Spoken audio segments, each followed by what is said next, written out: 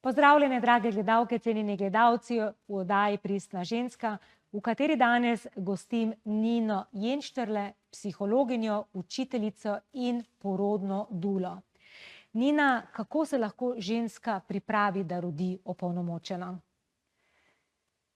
Zelo pomembno je, da si res vzame čas za pripravo in da se zaveda, da se priprava začne že v času nosečnosti.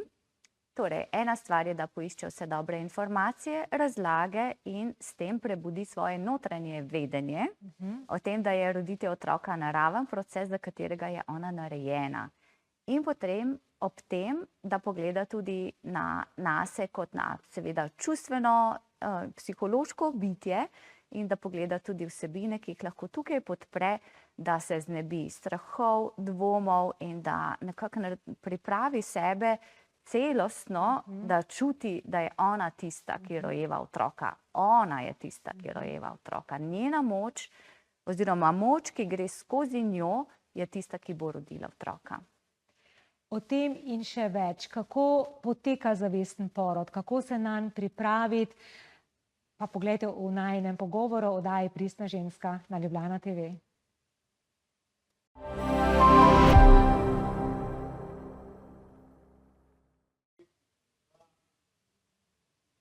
Drage gledalke in cenjeni gledalci, prav lepo pozdravljeni in dobrodošli v oddaji Pristna ženska, v kateri spoznavamo navdihujoče zgodbe žensk, ki zaupajo vase, pristno izražajo sebe in sledijo temu, kar jih globoko izpolnjuje.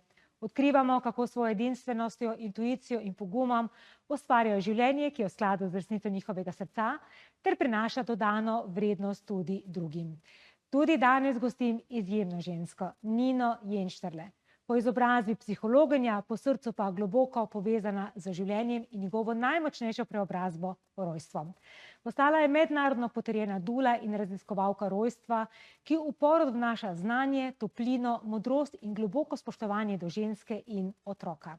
Že več kot 13 let spremlja porod kot svet in preobrazbeni proces, predava in širi znanje o zavestnem porodu, energiji rojstva ter pomenu duše otroka in bila je prva, ki je o tem odprto spregovorila v slovenskem prostoru.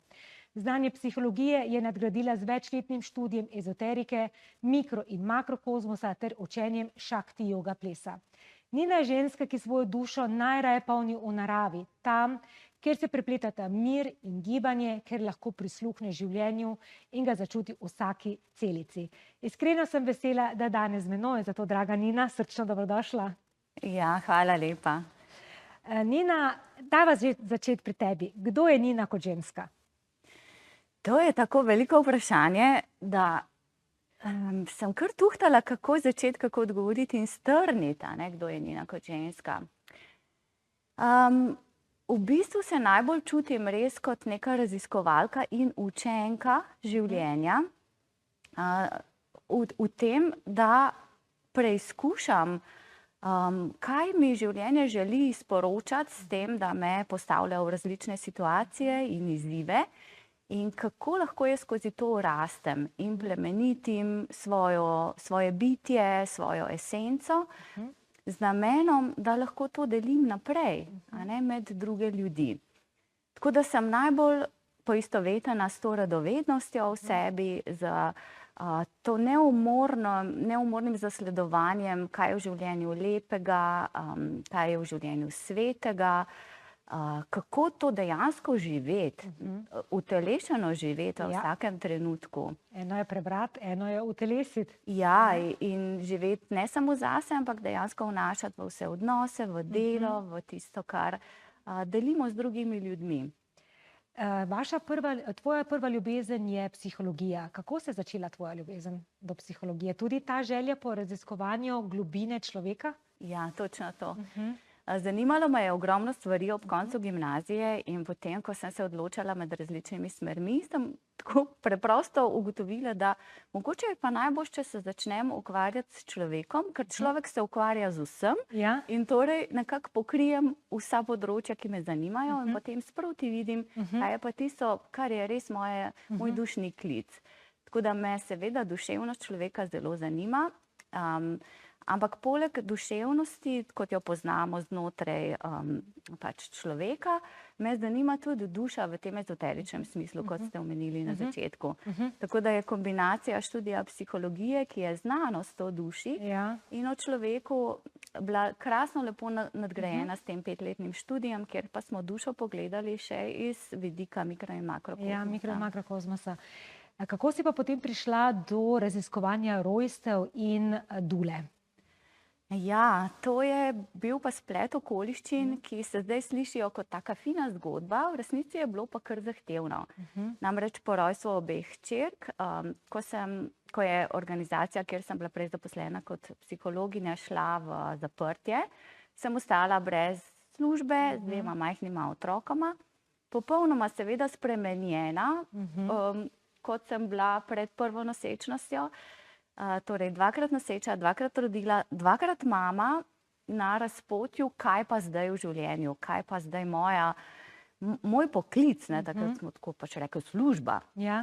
In nisem se več mogla upirati temu, da mi je bilo jasno, da kot klasična psihologinja zame ni mesta tukaj. Da me to ne izpolnjuje, da nekako ne vidim, kje bi jaz lahko resnično doprinesla s tem, kar sem. Ne z znanjem, ampak s tem, kar sem. In potem so bili kar težki tedni in meseci, brez službe, 2 mala otroka, brez denarja, brez jasnosti, kje je moje mesto na tem svetu. Velik izziv. Ja, se prav spomnim enega prelomnega trenutka, ko sem dejansko klečala na tleh v tem obupu iskanja in spraševanja in sem vse spustila in sem rekla, jaz ne vem več kaj, In dobesedno tako, kot včasih v filmih vidimo, sem rekla, Bog, pomagaj mi, jaz nimam več idej, In v tistem stanju popolne predanosti temu življenje pokaži mi, je potem splet okoliščin prinesel pravega človeka, ki mi je dal pravo knjigo, v kateri sem prebrala, da obstaja nekaj, čemur se reče porodna dula.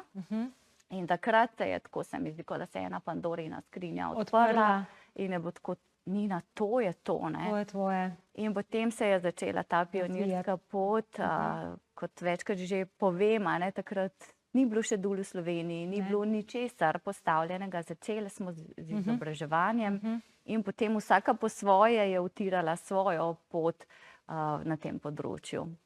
Dava povedati mogoče za vse tiste, ki ne poznajo ta izraz dula, kaj pravzaprav dula je in kakšna je njena vloga? Ja, izraz dula je starogrška beseda, ki pomeni ženska, ki služi. In v današnjem času to pomeni, ženska, ki služi drugi ženski, ki gre skozi preporod, skozi rojevanje svojega otroka in tudi sebe kot ženske, drugačne. In dejansko jaz se čisto poistovetim s tem opisom, jaz njej služim. Kako raziskuje obdobje pripravljanja na porod in vseh sprememb, ki že z nosečnostjo pridejo. Vseh vprašanj, vseh zgodb, ki se zbudijo, tudi povezane z njenim rojstvom, z vsemi strahovi. Ne moramo mimo tega, da nekako srečujemo strahove, ko v nas raste to bitje in ko vemo, da se pripravljamo na nekaj tako velikega, kot je porod. Še najbolj, ko se prvič pripravljamo, ko še res nimaš niti izkušnje. Vse je prvič takrat. Vsaka brca, ki se pojavi, je prvič. In potem seveda služim ženski v vseh urah rojevanja. To je pač res čisto poseben svet. In tudi v začetnih tednih materinstva, ko je pa zahtevnost druge vrste. Kako se zdaj znajti s tem malim bitjecem 24 ur na dan. Tako da Sveta naloga. Ampak če primerjamo zdaj porod oziroma medicina na porod pogosto gleda kot na en strokoven medicinski poseg, medtem ko dula pripravi žensko na tale preobrazbeni proces, ki porod v bistvu je. Kaj se recimo zgodi, oziroma če se primerja med porodom doma in v bolnici, kaj se pridobi in kaj se izgubi? Ja, najprej bi rekla, da pač vloga dule je tako po porodnišnici kot pri porodu doma enaka, a ne, podobna. Dule se med seboj razlikujemo in recimo jaz osebno sem bolj usmerjena v ta širši aspekt poroda, torej tudi transformativni del, duhovni del, poleg seveda čisto zelo praktičnega, informacijskega in tega nekako opolnomočiti žensko na vseh nivojih. In če grem v porodnišnico, to delam, in če grem domov, delam to enako. A ne? Kaj se zdaj pridobi, kaj se izgubi, to je res zelo osebno. A ne? Ženske, ki rodijo doma, vejo, zakaj rodijo doma. In recimo samo ideja, da ne greš v porodnišnico, ker te je porodnišnice strah, to ni dovoljšen razlog. A ne? Ženske, ki rodijo doma, so izjemno dobro pripravljene in zelo dobro vejo, kaj delajo. A ne? In, sprejmejo svoj del odgovornosti, poiščejo osebje, se pravi strokovno usposobljeno babico, ki spremlja porode doma, po želji tudi dulo, vse, kar je treba pripraviti za porod doma.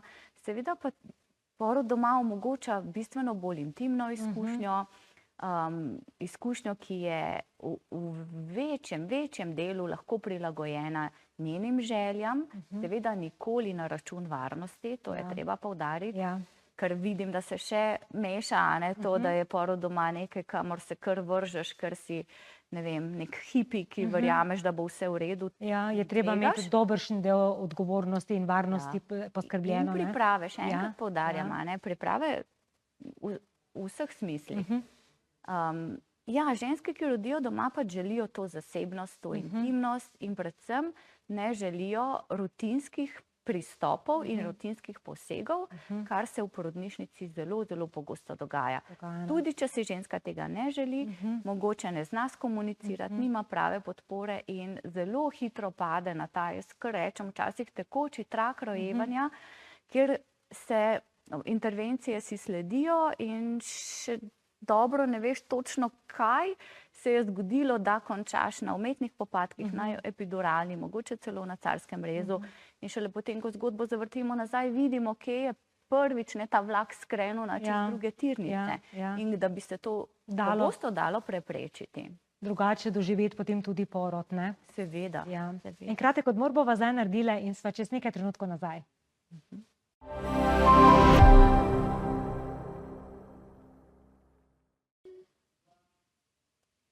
Pozdravljeni nazaj v oddajo Pristna ženska, v kateri danes klepetam z psihologinjo, učiteljico in dulo Nino Jenštrle. Nina, dotaknili sva se zavestnega poroda. Kaj zavesten porod pravzaprav pomeni?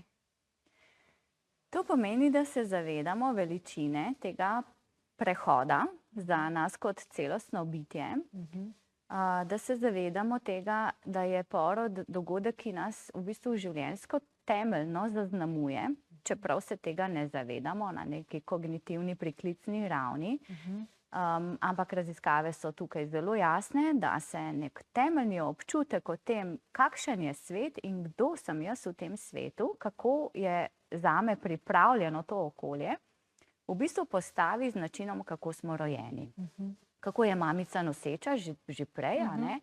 Ampak predvsem ta porodni proces in sprejem novorojenčka v prvi uri temeljno postavi matrico, iz katere potem mi naprej stojimo in delujemo v življenju.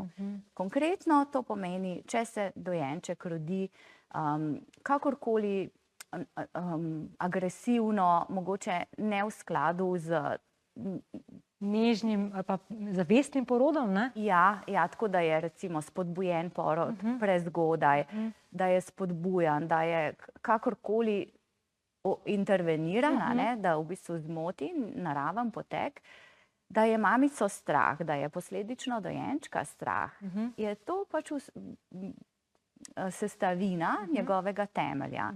In zavesten porod pomeni, da je mamica cel porodni proces zavestno prisotna, torej ve, kaj dela, kaj se v njej dogaja, vse, kar čuti, sprejema, s tem sodeluje, prepoznava energijo, ki teče skozi njo, ve, kako jo v telesu obravnavati, da pomaga procesu poroda, čuti dojenčka, srečuje vsa čustva, jih nekako predeluje, izraža, prediha, pove in sledi svojemu instinktu. Ker instinkt bo žensko vedno postavil v pravi porodni položaj, jo povabil, da poišče tisto, kar je njenemu tokratnemu porodu v podporo. In predvsem je pa potem ključno tudi, kako mamica po takem porodu, ki jo sigurno preseneti, jo porine dlje, kot je kadarkoli prej bila, vse to je res, tudi pri zavestnem porodu. Ampak potem taka mama, ko dobi dojenčka v naročje, prve minute, je mama, ki je polno prisotna. In drugače sprejme dojenčka, drugače ga boža, drugače ga drži, drugače je za njega tam. In dojenček, ko se rodi, potrebuje ta občutek, da je prispel nekam, kjer je sprejet in objet. In varen. In mamica, ki je zavestno rodila, je tam prisotna za njega. Za razliko od mam, ki so bile poškodovane med porodom, ki so v bolečini, prestrašene, šokirane, mogoče tudi kakšne pač malo, kar se dislocirajo iz telesa. In dojenček v bistvu potem ostane sam, ko se rodi. In to je najhujša izkušnja, kar se nam lahko zgodi kot človeškemu mladičku, ki smo v bistvu prvenstveno odvisni od občutka pripadnosti, da ko se rodimo, da imamo občutek, da nekje smo, kjer ni nikogar za nas. Je to ta termin, ki ga tudi uporabljate, rojstna energija? Ja, rojstna energija je energija življenja, lahko to več izrazov imamo. Energija življenja, energija izvora, šakti energija, eros, v resnici to je vse enaka energija, ki pač vodi ta porodni proces, same obedve, ki sva mami, a ne veva, da to je velikanska moč, velikanska silovitost, ki v bistvu dobesedno rojstna energija, rodi življenje. K svojemu bogatemu psihološkemu znanju, znanje porodne spremljavi ste dodali še ezoteriko, duhovno modrost in šakti joga ples. Kako šakti joga ples povezujete s pripravo na porod?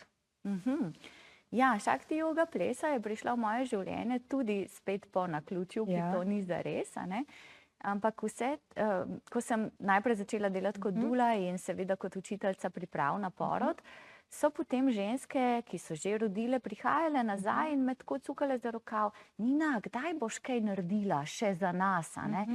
Jaz bi še se učila od tebe, karkoli. In vedela sem, da ne želim nekih skupin za mame, kot to ni bilo moje področje. In potem je prišla ta telesno-duhovna praksa, ki združuje, po mojem mnenju, nekaj, kar imamo ženske, večina nas zelo rade. To se pravi jogo in ples v imenu, se pravi ples, ki je prepreden zopet z zavestjo, torej ne samo nek svoboden, ekstatičen ples, ampak zelo prisoten ples v občutenju svojega telesa, v ljubezni do telesa, nežno, počasno, iskreno, ne za druge, ampak zase. In pač taka praksa, ki povezuje telo in duha, je v vsakem obdobju življenja za nas ženske pravzaprav ključnega pomena, ker mi smo zelo povezane s telesom in zelo smo povezane s čutnostjo v telesu. In če nas nekdo tukaj odreže, nas odreže od velikega dela naše prvobitne narave. In ko se ženska pripravlja na porod, sem videla, ko sem učila, vse lepo in prav, ženske so sposobne marsikaj razumeti. In potem, ko sem jih pa gledala med porodom, sem pa videla, ampak nekaj bistvenega manjka. Stik s telesom, stik z notranjim občutenjem sebe. In ko je šakti joga plesa prišla, je bila točno ta dodatek. Ja, učimo se na pripravah na porod vse, kar je dobro vedeti o porodu, razumeti o porodu, globoko vedenje zbuditi, ampak potem je treba pripraviti tudi telo in energijo. To pa pač naredi telesno-duhovna praksa. In enako po porodu, ko se mamice vrnejo nekako nazaj v življenje in spet sestavljajo nazaj tako telo kot energijo, je to spet ena od praks, ki je dobesedno idealna. Ni agresivna, umerjena je nate, na tvoje potrebe, v nič nisi prisiljena, hkrati te pa vedno tako vabi naprej, a ne? Ja. Želimo rast, ženske želimo, najbolj od vsega ne maramo stagnirati. Ja, ker evolucijski tok nese naprej, ne. Ja. Vse to, kar si zdaj povedala, dejansko govori o tem, kako lahko ženska rojeva svobodno, močno, zavedno. Kaj bi še morala ženska, ki se pripravlja na porod, vedeti, pa se zdaj nisva še dotaknile? Najprej mi je zdajle prišlo na misel, da je v vseh ženskah prisoten strah pred porodom. In tukaj je taka velikanska tema, o kateri jaz razmišljam že vseh teh 15 let, a ne? Kdaj smo se začele bati poroda in zakaj? Smo se začeli bati poroda? Zakaj se bojimo poroda? A ne? Res je, da gre za velikansko energijo in praviloma v življenju ne delujemo iz cele svoje energije. A ne? Smo zelo se skrčile, zmanjšale, prilagodile, ukalupile, a ne? In večina nas, če se iskreno vprašamo, imamo še eno veliko zalogo neizražene energije. Ja. Ki je tam, ne? Nekje ujeta. Ne vemo, ali bi jo ali jo ne bi, ne? Ja. In pri porodu gre za to, da mi stopimo v svojo polno moč, ker samo tako se otroka lahko rodi. In večina nas nima pojma, kaj je to. Kako biti v svoji polni moči? Kaj to sploh je? In če že približno pridem blizu, se ustrašim, ker ne znam s tem ravnati. Ja. Torej, jaz bi rekla, da ko se lotevamo priprave na porod, da je treba sigurno en velik del nameniti temu širšemu pogledu na strah pred porodom. A je to samo strah pred intervencijami? Tudi, to je treba nagovoriti. A je strah pred bolečino? Vsaka ženska ima ta strah, ampak kaj je zate bolečina pri porodu? Ko jo razumemo, da je to fiziološki odziv in pomagalo, da se otrok lahko rodi, se perspektiva obrne in dejansko potem lahko govorimo o tem, da je meja med bolečino in ekstazo zelo tanka. Ja. In mi smo sposobne rojevati v ekstazi. Ampak prej je treba kar nekaj korakov narediti, da pri sebi postavimo ta prostor in naredimo premik. Kaj boli in kaj ne boli. Kako sodelujem z močno energijo. Če se temu upiram, boli. Če grem s tem tokom, je ekstaza. Ja, je treba kar znati predihati in iti z ritmom telesa, da se ne pokrčiš, ampak v bolečini, da se v bistvu odpiraš. Ja, ekspanzija. Da narediš ekspanzijo, ne? Bova nadaljevali po kratkem predahu, sva čez nekaj trenutkov nazaj. Počakajte z nami.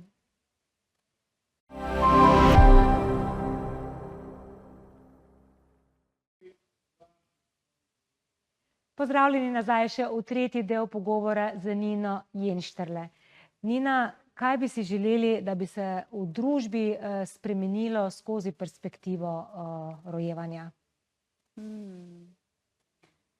Ja, vse to, kar sva zdaj že omenili, in predvsem res to neka srčna odprtost, da začnemo ceniti ta prehod in umaknemo fokus iz tega tehnokratskega pristopa, ki je v zadnjih 70 letih prevladal popolnoma in je umeščen v medicinski sistem kot zdravstveni postopek in se je izgubil ta pač pomemben del, a ne.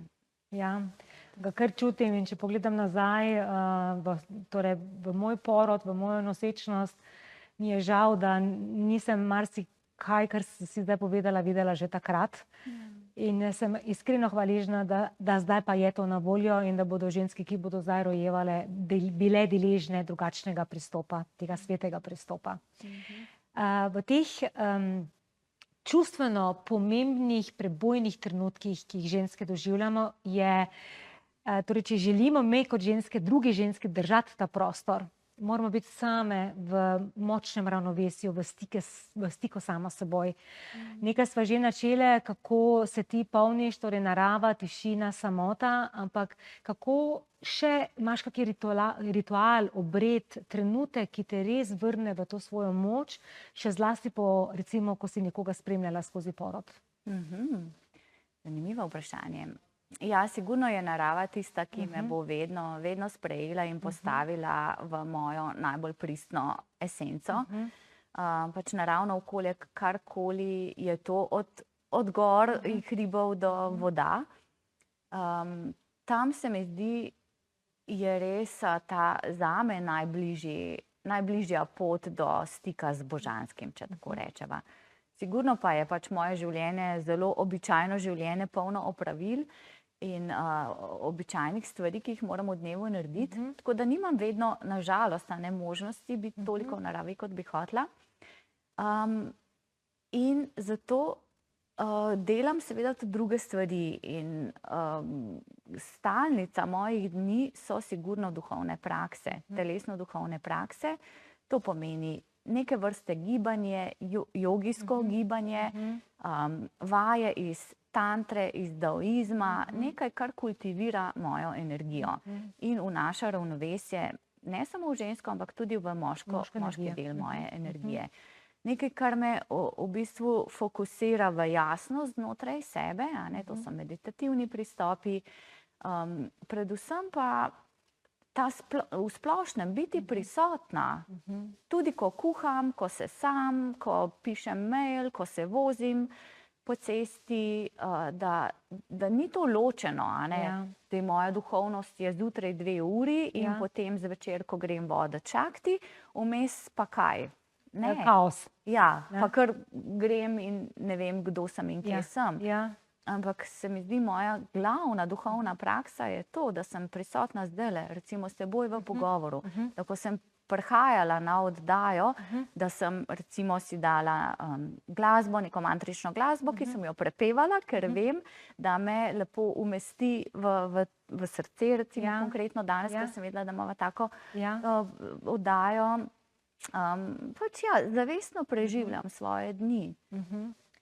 To je dragocen dar, ki ga ženske mogoče včasih prepozno kultiviramo. Zdi se mi, da bi se morali to učiti že od malih nog. To biti prisoten, pa ne samo ženske, tudi moški. Ker to je del te naše pristnosti. Kaj zate pomeni biti pristna ženska? Katere lastnosti bi dodala, opisala, izpostavila? Najprej iskrenost do sebe. Torej, iskreno pogledati vse tisto, kar je v meni takega, da mi je všeč, in predvsem tudi tisto, kar je mogoče malo bolj boleče ali pa potrebno zdravljenja, če tako rečem. Pozornosti. Pozornosti, to je boljša beseda, ja. Meni se zdi, da najbolj delujem na tej liniji, da sem vedno poskušam biti iskrena do sebe in da se tudi iskreno pogledam. Torej, kdo sem danes in da vidim, kdo sem danes, ne kdo bi želela biti. To je pristnost. Drugo se mi zdi, da živim in delujem iz neke svoje čiste energije. Spet korak nazaj je, da skrbim, da je moja energija res nekako čista, pretočna, da nimam nekih agend v ozadju, ko delam karkoli pravzaprav. In da se poslušam, da se res poslušam in da hkrati, ko gledam pristno sebe, vidim tudi širšo sliko. Torej, nikoli samo jaz, meni to paše, jaz bi tako, ampak ok, kaj je to umeščeno v moj širši življenjski prostor, kaj to pomeni. Pristnost v tem smislu in seveda en del mojega izziva v pristnosti je tudi, da sem pogumna. To mi je izziv, ampak vem, da del moje pristnosti je, učenja pristnosti je tudi to, da se izzovem, stopiti naprej, narediti nekaj tudi takrat, ko me je strah. In krepiti v sebi to neko pogumno, plemenito esenco ženskosti. Zelo lepo si to povedala. Dejansko pogum ni odsotnost straha, ampak da kljub strahu stopimo naprej. In za iskrenost je tudi v mojih očeh ključna in najdragocenejše darilo, ki si ga lahko damo, ker ko smo zmožni iskreno pogledati vase in pri sebi pogledati, kaj lahko mi oziroma kaj potrebuje še našo pozornost, da se potem, tako kot praviš, umestimo mogoče na drugačen, boljši, modrejši, pogumnejši način v svet. Povej mi še malo več o tem ezoteričnem pogledu na mikro in makrokozmos. To pa, ja. Ja, jaz se spomnim že odkar se zavedam sebe, da nekako sem na nekem nivoju vedela, da to, kar okrog sebe vidim in doživljam, ni vse. Že kot res majhna punčka, čeprav nisem vedela, kaj to je, pa kaj počnem. Ampak recimo že takrat sem zelo rada preživljala čas v naravi. Kot 5-letna, 6-letna punčka me je kar samo neslo, da sem hodila po travnikih in po gozdovih, nabirala šopke za svojo mami, zlagala veje, kar nekaj sem počela, nisem vedela, kaj počnem. Vedela sem pa eno stvar, da sem neizmerno srečna, ko to počnem. In zdaj, z tem znanjem vem, da takrat sem bila v bistvu res v stiku s to višjo silo, če tako rečeva, s tem izvorom, s tem Bogom, s čemerkoli. In duhovna esenca, duhovna iskra je tisto, kar imamo čisto vsi ljudje. Čisto vsi ljudje. Tudi tisti, ki jim rečemo, da so zlobni ali pa kakršnikoli neprimerni, imajo duhovno iskro v sebi. In skozi leta, skozi študij in skozi vsa znanja, ki so me srečala, enostavno samo dobivam potrditve, da je to res in vabila, kako to duhovno iskro prinašati v življenje tukaj in zdaj, v tem telesu, v teh odnosih. In pač to globoko razumevanje življenja, večja slika, globoko razumevanje. Kaj je sploh bistvo, zakaj smo tukaj? Zakaj? Zakaj je kozmos ustvaril planete in navsezadnje nas, majcene ljudi, na enem izmed mnogih planetov? To je moje glavno vprašanje, ki me tudi kot psihologinjo vedno najbolj nagovarjajo. Zakaj? Zakaj, ne? Nekateri imajo kaj, drugi imajo kako, moje pa zakaj. Zakaj, ne?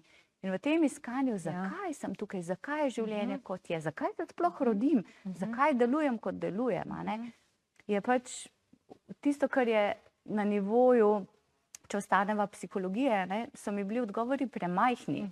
Zato je pač logično, da se potem vprašanja razširijo v duhovno sfero, ki pa nujno mora biti povezana z zemeljsko. Absolutno, da je oboje. Mi smo v bistvu božanski spoj zemlje in nebes, s tem rečem. In s tvojim širokim in globokim znanjem se ne čudim, da tudi k rojstvu pristopaš na tak svet način. In to je izjemna dragocenost. Mi bi lahko še klepetali zelo dolgo, ampak te prosim za zaključno misel, kaj bi želela sporočiti, mogoče predvsem našim gledalkam, ki se pripravljajo na porod, ali pa mogoče nasplošno našim gledalkam in gledalcem, kaj naj odnesejo iz najinega pogovora.